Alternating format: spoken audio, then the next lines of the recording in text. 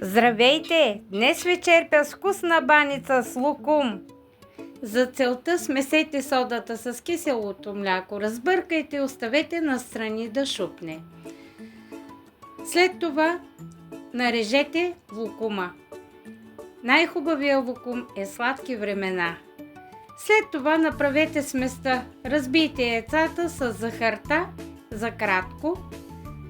След това добавяте останалите продукти, а това са киселото мляко с содата и олиото.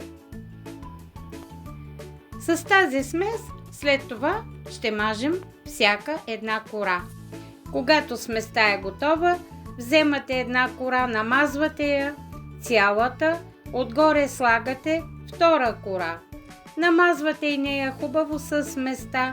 След това подреждате нарязани парченца лукум от дългата страна, ето по този начин, и по желание може да поръсите счукани орехчета. Така става баницата много по-вкусна. Така процедирате с всички кори две по две, навивате ги на руло и ги подреждате в намазана с олио тава.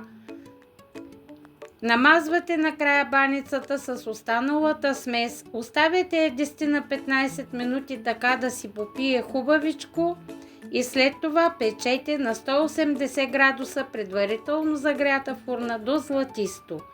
Ето така изглежда баничката. Когато изстине, поръсете с пудра захар, нарежете я и се насладете на прекрасен вкус, мека, пухкава и ароматна. Да ви е сладко!